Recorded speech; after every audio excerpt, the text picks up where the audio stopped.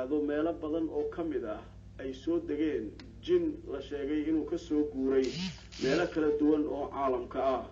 warbaahinta walaga leeyahay wadanka Saudi Arabia ayaa si gaar ah uga hadlaysay dhul ballaaran oo ku dhow caasimada wadankaasi Saudi Arabia ee Riyadh iyo deegaano kale waxaana ay sheegeen dadkaasi in dhowr goobood sida qariidada ka muuqata ay tahay goobaha ay jinku si aad ah u soo degeen oo ku yaala daafaha iyo bartamaha wadanka boqortooyada Saudi Arabia qaar ka mid ah dadka ku nool goobahaasi ayaa iyagu sheegay in jinku uu kala qaybsamo dhowr qabiilood qabaa'ilada ugu badan ee Sacuudiga degan ay ka yihiin qabiilada la yiraahdo bayna shubaan iyo qabiilada la yiraahdo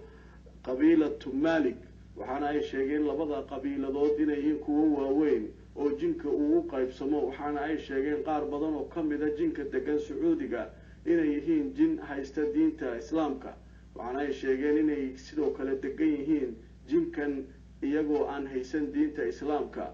buuro waaweyn iyo goobo bannaan ayaa la sheegayaa habeenkii inay noqonayaan magaalo oo kale maalinkiina ay noqonayaan meel cidla telefishinka laga leeyahay wadanka Sacuudiga ee la yiraahdo Al Arabiya ayaa booqday goobahaasi isagoo la sheekaystay dadka deegaanka oo iyagu si weyn u kala bartay qabaa'ilada jinku uu kala qaybsamo iyo sida uu u kala degan yahay dhulka waxaana la arkayaa qiiq iska baxaya maalin walba ama boor cirka isku shareeraya sida ay dadku sheegeen taasoo muujinaysa in goobahaasi ay yihiin goobo jinka uu si aad ah u degan yahay dad iyagu sheegay inay si weyn ugu takhasuseen arrimaha jinka iyo la noolaanshihiisa oo iyagu u dhashay wadanka boqortooyada Saudi Arabia ayaa u sheegay telefishinka Al Arabiya in jinkan uu markaasi yahay mid si nabadgelyo wadanka ugu nool ninkan waxa uu ka mid yahay dadka ku takhasusay wuxuuna sharaxayaa sida uu u arko jinka iyo qabaa'ilkiisa هذا يسمى أبرق وشهبة خنوقة هذا الوادي وهذا الجبل ينسب إلى قبيلتين من الجن قبيلة بنو الشيصبان وقبيلة بنو مالك بنو الشيصبان وبنو مالك وقريب يقع شمال غرب مركز الجادية التابعة لمحافظة الدواجمي في نجد وسنذكر عندما نذهب إلى الغار القريب من هنا سنذكر ما قيل من قصص حول هذا المكان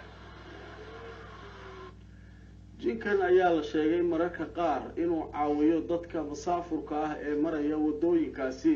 iyadoo qaar ka mid ah dadka ku nool goobaha ku dhow dhow magaalooyinka goobaha jinku degan yahay ayaa sheegay mararka qaar in marka ay qabaan ducooyinka ay raashinka iyo waxyaabaha kale ee iyagu isticmaalaan ay geeyaan goobaha godadka ah ee ay rumaysan yihiin in jinku uu degan yahay ninkan waxa uu ka mid yahay qabaa'ilka degan goobaha jinka uu soo degay boqortooyada Saudi Arabia waxaana uu ka sheekaynayaa jinka iyo sida ay u macaamilaan كان فيها من أول جاهلية من أول. طيب المكان هذا الحين وين نقع؟ حنا في الآن نقع شمال غرب من مركز الجادية التابع لمحافظة الدواجمي في نجد. في نجد. نعم. والقبيلة اللي تسكن هنا قبيلة من؟ انفعة. انفعة من العير. haddaba qaar ka mid ah dadka deegaanka ayaa sheegay in jinka qaarkiis mararka qaar ay akhriyaan quraanka goobahana ay ka adimaan oo ay yiraahdeen waxa ugu yaala masaajidyo waxaana ay sheegeen inta badan jinka muslimka ah inay nabadgeliyaan dadka mararka qaar kuwa aan haysan diinta Islaamka ayaa dhibaateeya dadka sida ay sheegeen dadka la nool jinka ee Saudi Arabia waxaana ay sheegeen iminka inay tahay meesha uu sida weyn jinka ugu soo faafayo oo uu soo degayo marka loo eego wadamada Carabta waxaana ay sheegeen jinku inuu aad uga soo guurayo meelo badan oo caalamka isla markaana uu soo dhawaanayo boqortooyada Saudi Arabia waxaana ay sheegeen inay tani marka dambe laga yaabo jinka aan haysan diinta Islaamka inuu khatar ku noqdo nolosha dadka waxaana ay sheegeen in